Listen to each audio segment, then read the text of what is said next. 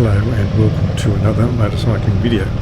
In this one I'm riding home after having gone for my run on Wednesday the 8th of February. I've got about 9 minutes till I get home and I'm going to talk to you about, as you can see, the topic of this video, when to stop riding. I'm prompted to do this because of a couple of videos I watched on YouTube today. One was by an Australian fellow whose name I can't remember, and the second was by a fellow called MC Ryder who lives in Texas in the United States, and he is a certified Motorcycle Safety Foundation trainer and has had many years experience training people in learning how to ride motorcycles.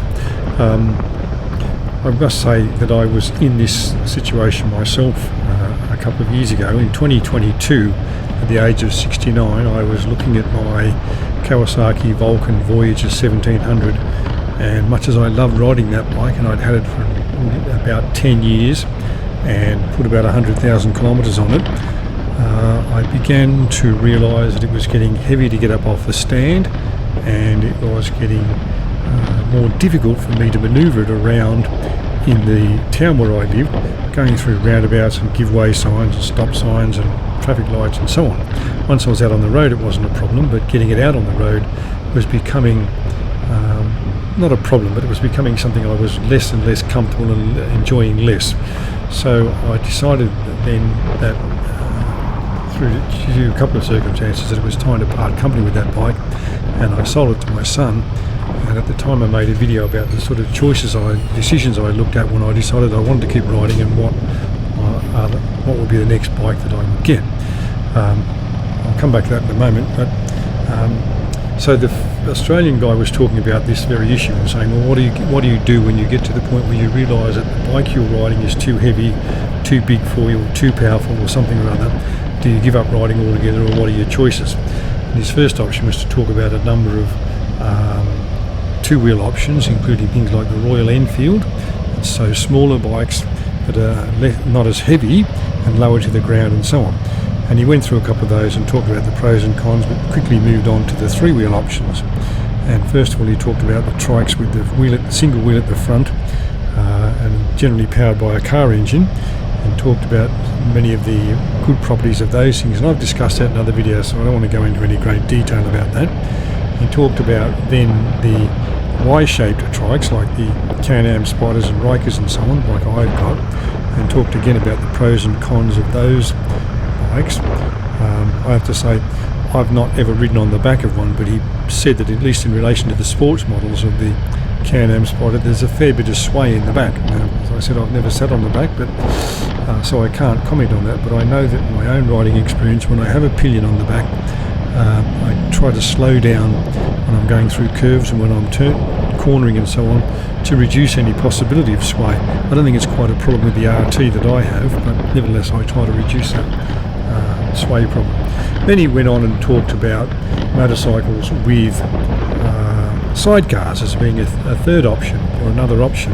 Obviously they have a third wheel, the wheel that supports the sidecar, and he talked about those in terms of, first of all, looking at the Ural motorcycle, which I believe is made in the United States by a company owned by a Russian. It was once made in Russia. I'm not here to sell those to you, by the way, or talk them up or talk them down. I'm just saying this is what he said. And he made the point that the Ural is a fairly rugged motorcycle. It's designed for a bit of off-road on dirt tracks and unmade roads and so on. But then he said, well, okay, if that's not your thing, then maybe you can get another sort of motorcycle with a sidecar fitted to it, or you can get a sidecar fitted to your own motorcycle. And of course that can be fairly expensive to do,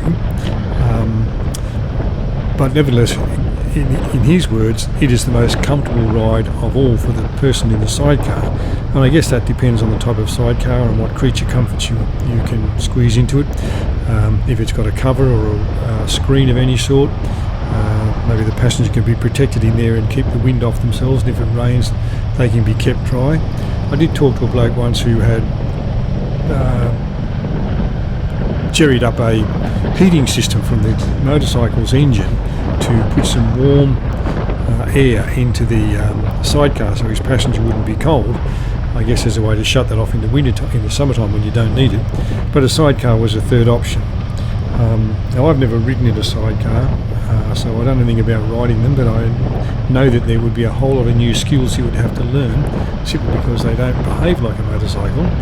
And there is that phenomenon called flying the chair, where when you turn on the motorcycle, the sidecar, the wheel that supports the sidecar is lifted off the road sometimes, and that I guess can be a little unnerving until you get used to it and know how to manage it.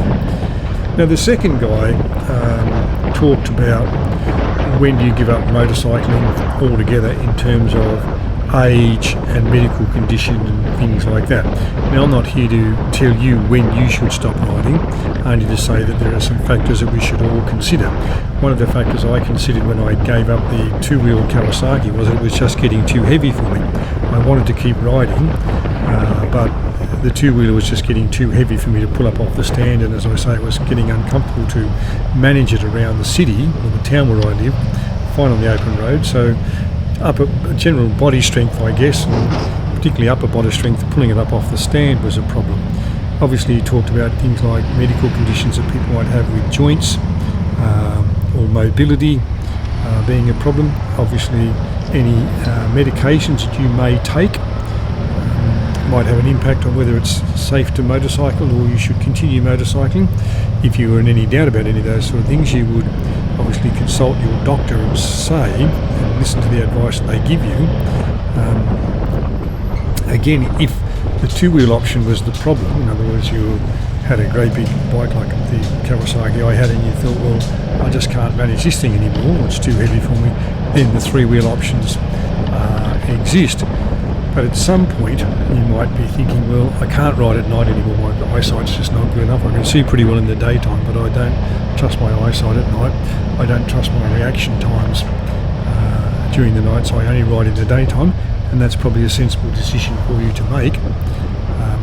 If you, for example, have mobility issues with joint pain or arthritis in your hands, for example, then a thing like a Can-Am Spyder might be a good option for you because it doesn't have a clutch, it doesn't have a front brake, it has a paddle operated shifter and only a foot brake, and of course those trikes that have the single wheel at the front are an option because they have a foot operated clutch and a foot operated brake, and you can also get those in an automatic version. A scooter, of course, would be an option, except, of course, although a scooter doesn't have a clutch, it has two brake levers, but it's a twist and go mechanism, so you don't have to operate a clutch.